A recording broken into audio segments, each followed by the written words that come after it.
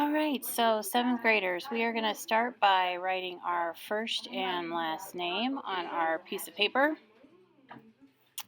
Then we are going to flip it over and we are going to divide it in half horizontally and vertically, and it does not have to be super perfect. We're just half and half. Then what we're going to do after this is we're going to divide each quarter into 3 pieces with 2 marks. So there's 2 marks here, here's 2 marks here, and I'm going to line up each mark with the center right here, and I'm going to draw a line.